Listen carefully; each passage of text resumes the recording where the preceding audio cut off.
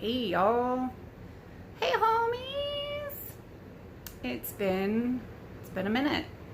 I stopped doing videos a few years ago. I'm not really sure why. I just kind of stopped doing it. Maybe it's because I was doing all of the processing elsewhere. Maybe it's because the last video I did was a hot bummer and I didn't want to do it anymore. I don't know, but I feel like doing it again, and a lot of stuff has been happening and I wanted to update everybody.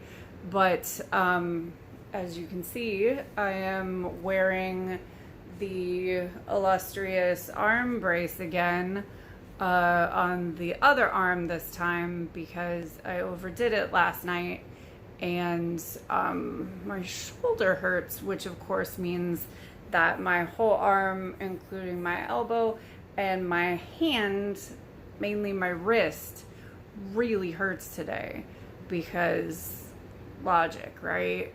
What? No. So yeah, that's new. What else is new? So much. So basically, I had a doctor's appointment yesterday that I was very nervous about because it was about having my uterus surgically removed to possibly stop a lot of pain that has been associated with periods in general, but also a medical condition called endometriosis. Endometriosis. Endometriosis. A medical condition in which the cells that comprise the uterine lining that you shed every month grow outside of the uterus, which means that these cells will grow outside the uterus and grow and bleed monthly when you bleed. It is very mysterious. It's very complicated, and a lot of people have a lot of different symptoms from it. Whenever I was first diagnosed with it back in 2001, when I was a wee babe, the doctor, so basically, well, first of all, there's only one way to diagnose it, and that's to have exploratory surgery so that they can actually find it and remove it. Back then, since it was almost 20 years ago, because that's what happens when you're alive, you just continue to get older and freaked out about how much older you get and how much time passes. Hold on, let me turn off the TV.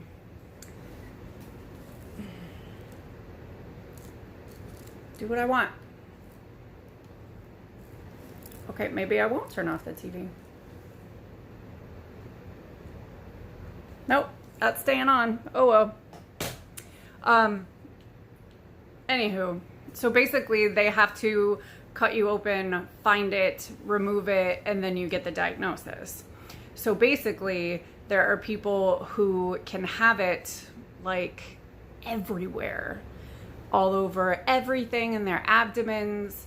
They can develop scar tissue from it and have zero symptoms. Zero. None. Have no symptoms, right? Right? Do I fall into that category? Of course not. Why would I? That's silly. I had 3 microscopic points of growth that literally ruined my life for 9 months. I was on many different kinds of birth control to try to stop the growth. We did continuous birth control, which I'm on right now, and it's not helping now. Basically, I have chronic pelvic pain. My back hurts all the time. I get so bloated that I can't wear real pants. I haven't worn real pants to work in the last week. Yesterday, I had to wear a specific kind of pants, which barely had a waistband. They have holes all in them and are very ratty, but hashtag no shame, because I had to wear something and that's all I had. So whatever.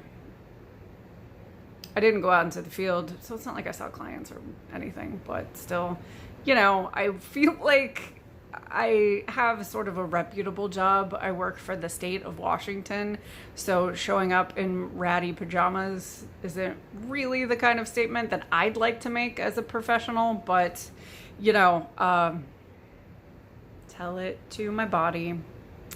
Anyways, so other treatments can include synthetic menopause, which actually I had done over one Texas summer, the year that Obama was first elected. So what was that, 2008?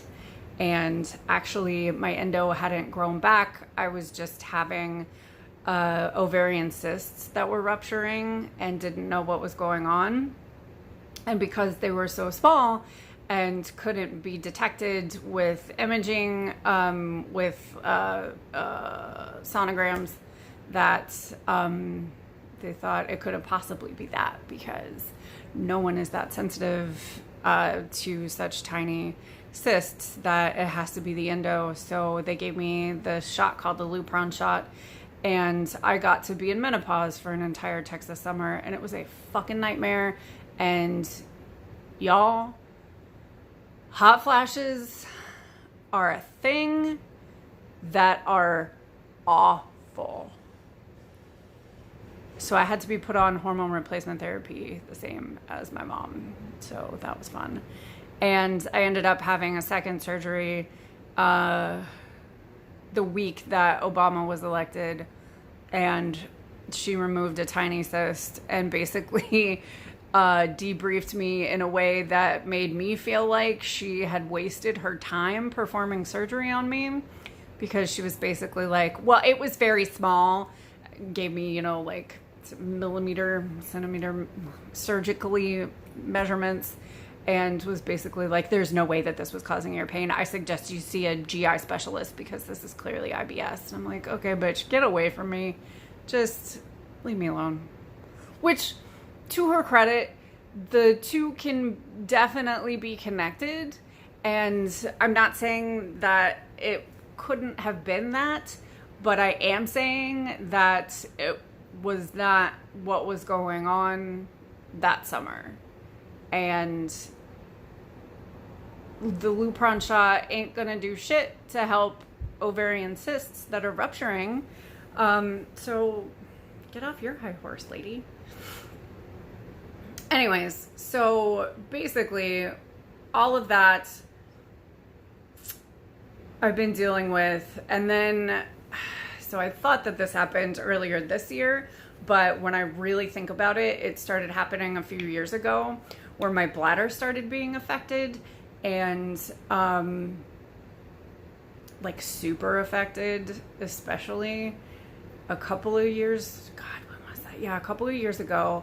So I was on oil of oregano to help with gut dysbiosis, and I ran out, and it took a few days to order more. So I ordered more, and then I tried to go back on it at the dose that I was at.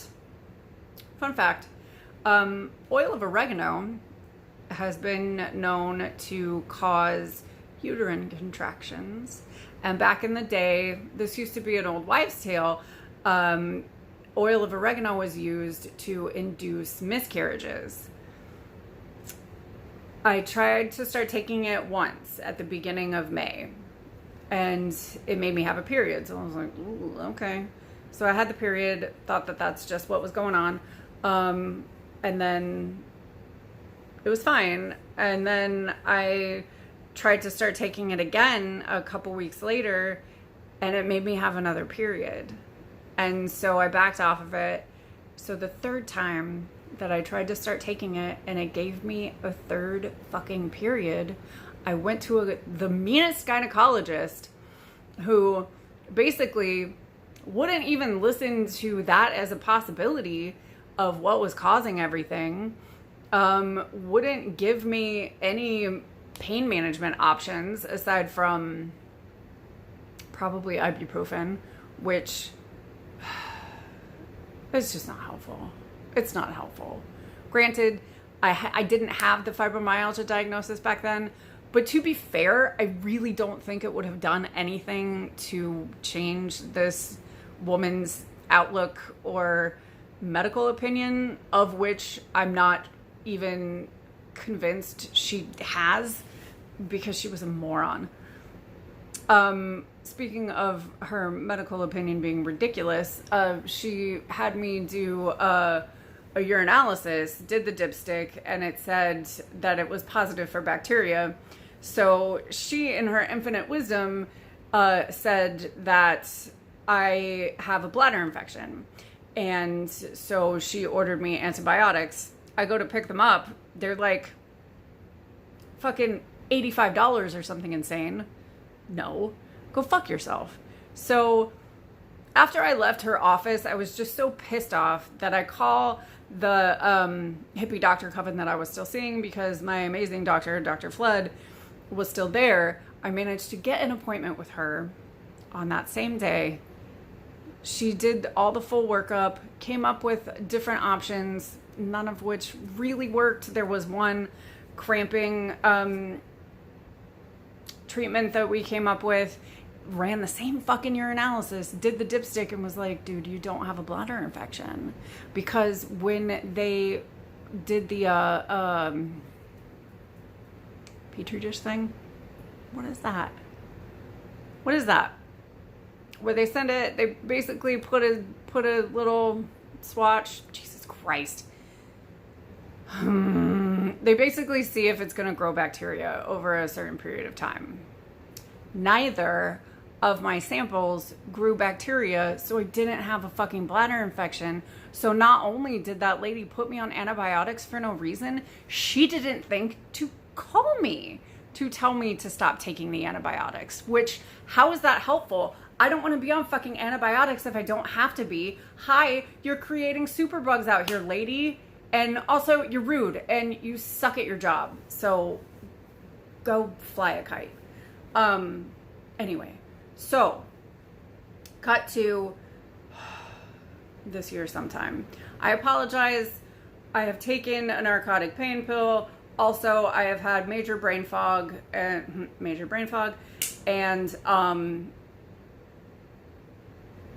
fuck yeah. I'll explain it later. There are more ailments that I've been suffering from that have contributed to my foggy brain.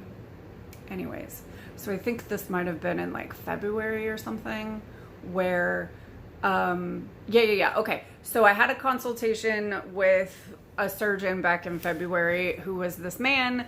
I am just not a fan of male doctors. They, in my experience, I will always qualify it by saying that, in my experience, I think they're infallible and don't have a lot of depth in showing compassion. I'm sure that they deep down are compassionate, but I don't always feel it from them, and I need to. So yeah. Also, when scheduling that appointment, the fucking scheduler was like, bring a book. He runs really late, like 30 to 45 minutes. And I'm like, why are we even scheduling this appointment then if he's just going to run that late? He's like, oh, well, he's really thorough and he's super nice and spends a lot of time with each patient and blah, blah, blah. And we didn't really click. He changed my birth control to be something really estrogen heavy, which actually makes endometriosis grow. So essentially, I spent the entire month of February, or was it March? It really doesn't matter. I spent an entire month having one giant menstrual cramp. Essentially, I had fucking awful pelvic pain for an entire month. I documented it on Instagram because I was striving to be honest about what it's like to live like this because I don't know what else to do. I talk to people about it, but then I get like the pity looks and it feels awkward and nobody knows what to say, and then I get uncomfortable and it just sucks. So I'd rather like put it on the internet and have people ingest it like that so that I don't have to deal with however they react to it in person, and it's working out pretty well. Anyways, so yeah, and then I tried to call him and see what the fuck was going on, and this asshole couldn't even be bothered to return any of my calls. And so I finally shoot him a message on the MyChart thingy, and he calls me immediately, and I'm like, what? And he has zero idea about pain management. I had to bring up getting a fucking shot of Toradol, which is just ridiculous and usually not helpful. I once had this fucking nurse, bless her, but it was just it was a lie. I don't know who she's been talking to, but I had a nurse once, or maybe it was a doctor, at an urgent care clinic once tell me that they administer Toradol to people who have broken limbs, like with a broken arm, and it has cut their pain way, way down. Listen, Linda, here's the thing. I have a pain disorder. I actually have a couple of pain disorders. And so your little shot of fairy dust or whatever magic potion you think you got going on ain't gonna touch shit. Okay? So not only did I have to like super advocate for something that I even knew wasn't really gonna work, but I had to give my stomach a break from all the fucking ibuprofen that I was taking. He was basically like, I can put you back on the birth control that you were on. He didn't even offer to like do the medically induced menopause thing, and all he could keep saying was, oh, just schedule the hysterectomy, and I'm like, that's not a fucking cure for this, you idiot. So I never scheduled the hysterectomy because he was just going around and around about how my schedule shouldn't matter and blah blah blah. If I was really serious about being pain free, I would do it right now and it wouldn't matter how many PTO hours at work that I had. Dude, fuck you. It does. Because unlike you, who somehow make a living running chronically just late in a vulgar way to appointments that you make with patients, I don't make as much money as you do. Granted, I'm not cutting people open, thank Christ, but I can't do it. Like, I can't put fucking shit on hold to get a surgery that isn't a cure, you moron. So yeah, I have to wait, which is another thing. God bless America. I have to wait until mid-September to have this done so that I can have enough PTO to cover, I think I have like a week and a half. I'll have a week and a half. But I'll probably be out for 6 to 8 weeks. And I'll be eligible for something called shared leave, which is actually pretty cool. And I love my job for this. Basically, you get approved for it, and then they ask other people in your region to donate leave to you. So you get paid time off because people are giving it to you, which is super rad. But of course, everyone I know can't do it because you have to be like, you have to have infinity number of hours to do it or something. When I read the numbers, I was just like, who the fuck has that much PTO? That's incredible. What? Because I just burn through all of mine because I'm fucking sick all the time. Hooray. Anyways, So, that all went down. I've been dealing with that. Basically, I'm on continuous birth control right now, but every 3 weeks without fail, even when I'm going from pack to pack to pack, I'm not having periods. My body acts like I'm gonna have a period. So I start cramping really bad for probably about a week. Even though I'm not bleeding, I get all bloated, and my back starts to hurt. So that's fun. So every 3 weeks that happens, and then after 3 packs, I'll have a period. Which is awful. And they've been awful since I started menstruating, which I think I was 13 when that first started. I'll be 38 this year. 25 years. That's 25 years of sheer hell. So basically, that's why I want a hysterectomy. And yesterday I had a consult with a surgeon who is female. Her name is Linda Mihailov, which I want it to be Russian because it looks Russian. It looks like Mikhailov, and it's not, and it makes me a little mad. But she was so nice, you guys, and very competent. She listened to all of my concerns. She, believed me when I talked about fibromyalgia. I talked about something that I also have called central sensitivity, which is basically like my pain sensors are already on high alert constantly.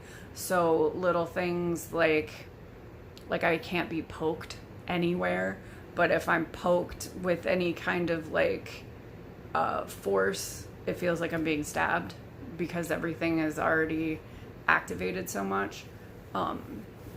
So we talked about that. I'm just mainly worried about my ability to bounce back because even though I've had 3 abdominal surgeries, I've never had a major surgery after like the symptoms for fibro have shown up.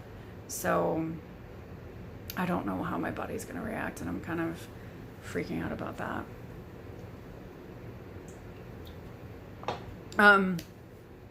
So other stuff I've been dealing with, like a month ago, I got really tired, like really tired.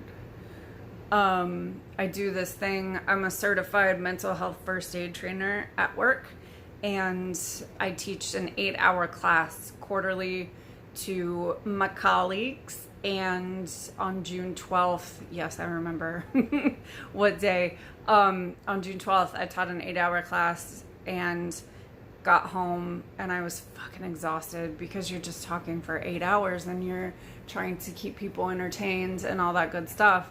So I'm always wiped after I teach one. So I kind of knew what to expect.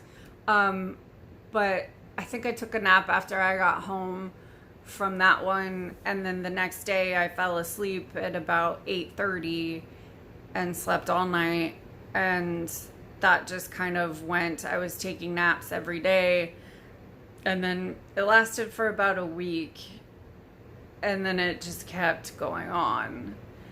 And then like I started to, it wasn't really dizzy, but it felt like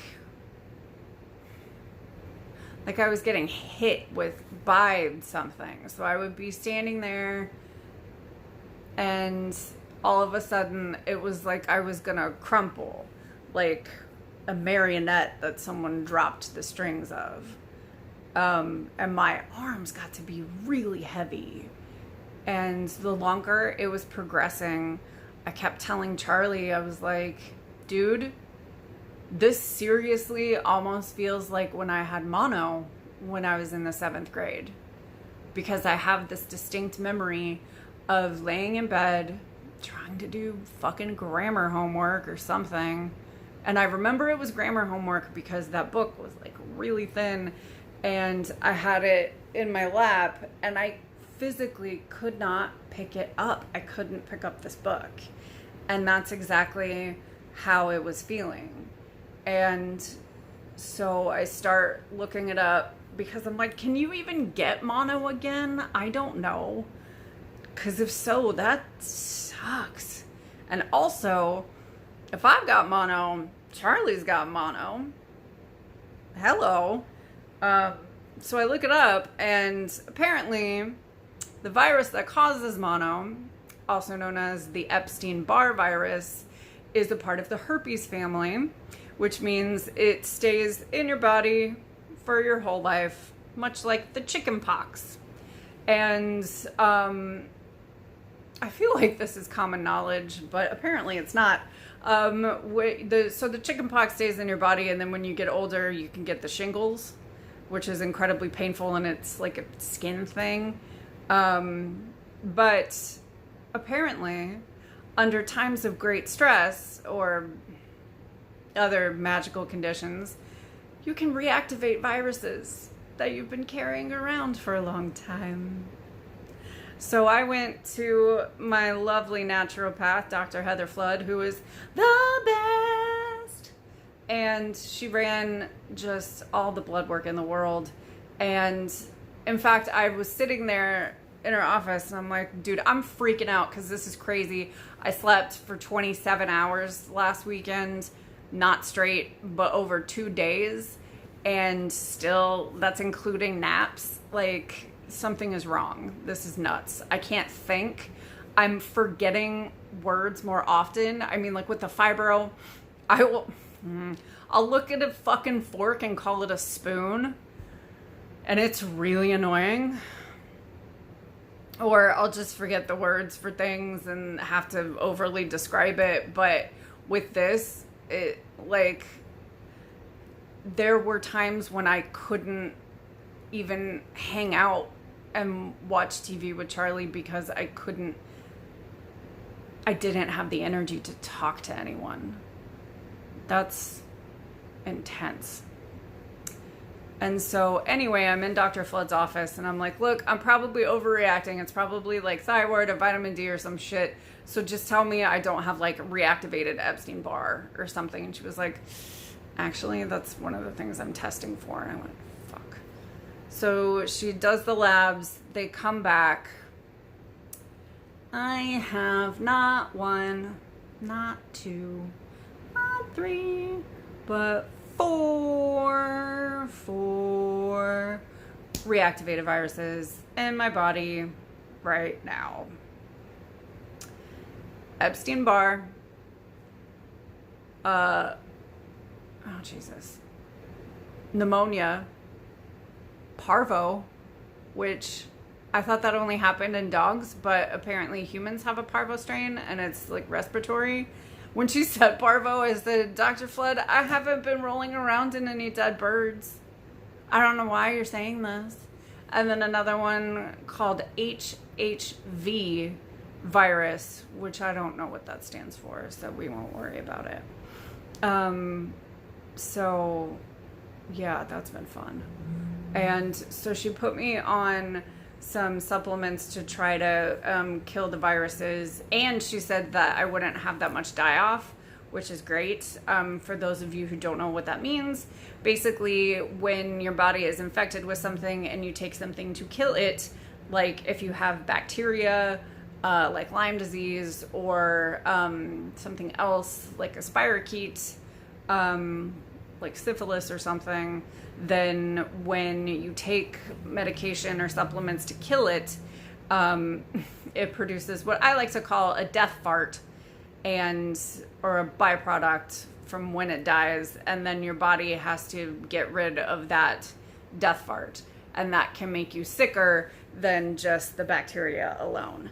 It's also called a Herxheimer reaction. Luckily, my doctor said that there shouldn't be really any die-off from the viruses dying, which is great. So that brings us to this week on, I've convinced myself that I am perimenopausal. My mom went through menopause when she was 35, like full-on menopause, boom. She was going through a pretty hard time. And so she thought it was just that, and then like stopped having periods, and then that was it. So it was kind of a shock. But like, yeah, just little things have been happening, like skin changes, weird facial hair changes, body hair changes. But the main thing is that I was wearing like, not preservative free, but like aluminum free deodorant, because I don't want aluminum in my deodorant, just a personal pref. And all of my natural deodorant just straight up stopped working. I would have to put it on like multiple times a day, and that shit is gross. So I had to buy clinical strength with aluminum, and it's the only thing that's working now. Sorry, I'm all itchy. And so that was another thing. Plus there was like lady changes and shit that is a little too personal for a video, so I won't go into it. Plus it's none of your business, okay? Stop asking. So anyway, I became convinced that that was it. And since I was right about the EBV, the Epstein-Barr, she was like, I would just want to honor you about the perimenopause, so we can add something in while we're working to kill the viruses. And I was like, great, that sounds great. So I start taking something, and almost instantaneously I start getting horrible pelvic pain, horrible back pain, and my bladder starts hurting. Oh, so I left out the part where I went, sorry, my leg hurts. I'm apologizing a lot. You know what? I'm not sorry. I had to move the table. Deal with it. I went to a urologist to see what the fuck, because it was getting to the point where it felt like I had a bladder infection, but I didn't. And every time my bladder would get full, it would hurt. And it was like a new sensation than... Sorry, that just got that song in my head. New sensation than it had ever been before. And then it would hurt really bad after I would empty it.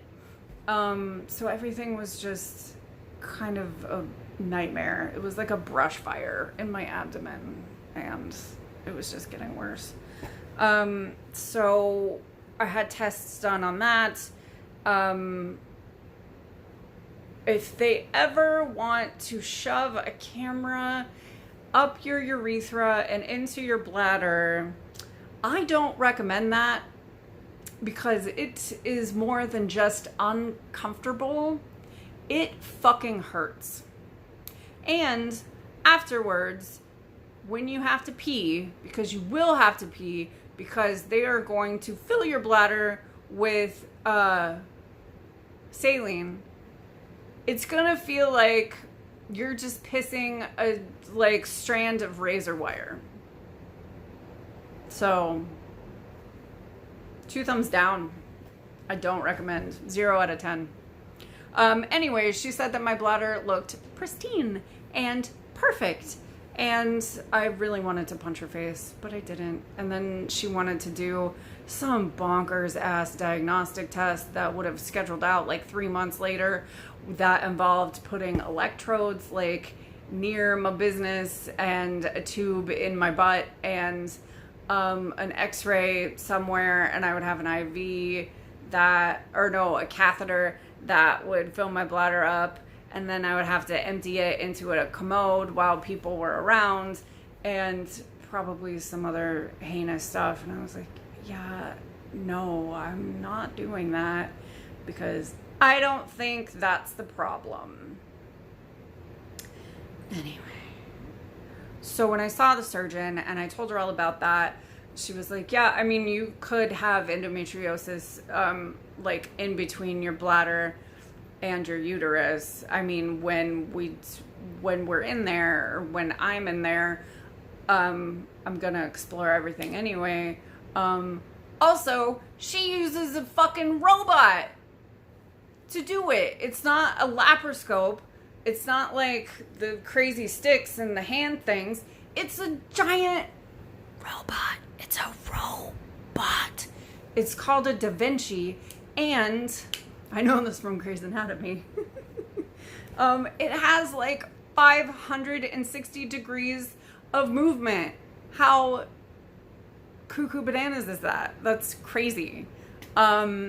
She's also been Seattle's like best doctor for the last 11 years or something like that. She was so reassuring. I gave her this article that I found on the most horribly named website that has really great information, and most of it is medically sound, which I was very surprised by. So it's all about hysterectomies. So naturally, it's called histersisters.com. Yeah, because it was written by middle-aged white women with no perspective on gender identity or just any other people who would ever get a hysterectomy or who would have uteruses. I mean, come on, ladies. And, also, there's a companion website for women who are getting hysterectomies, husbands, because lesbians don't get hysterectomies, right? Trans people don't get hysterectomies. Non-binary people don't get hysterectomies. Single people don't get hysterectomies. You know, like asexual people don't get hysterectomies. Aromantic people. I could go on, but that website is called Mr. Hister Sisters, which is stupid because it could just be called Hister Misters, but I'm not gonna help them like name exclusionary websites. Anyway, so, and the article was all about getting a hysterectomy and having fibromyalgia and like things that you can ask the doctor to do. And so she went through, she fucking read the thing in front of me, and she just went, oh, we already do that. We do that. We do that. Yep. And she was like, oh, we already do this because we created a study that says that this helps with pain control. And when we started doing this, we noticed that most of our patients don't need the medication afterwards, like don't need the narcotics afterwards. So she's really nice. And I met the lady that's going to take out my uterus and my fallopian tubes and my cervix. And her scheduler is going to call me next week to set something up in mid-September. So that's what's been going on with me. And I finally have enough energy to do stuff. I overdid it, as you can see. I rearranged our entire living room. Charlie is, of course, out of town because, of course, the surgeon's soonest available fell on the one day that Charlie would be out of town visiting his dad in Richmond, Virginia. So, yeah. But everything worked out, and the living room looks so great. It's very open, and there's more plants in here. And now we get to hang up all the artwork in new places, which is exciting. And yeah, I feel pretty good. My fucking arm hurts, but what are you gonna do? So that's what's up with me. I'll check back in sooner than 3 years from now. I'll be open. Let me know. Love you guys. Bye.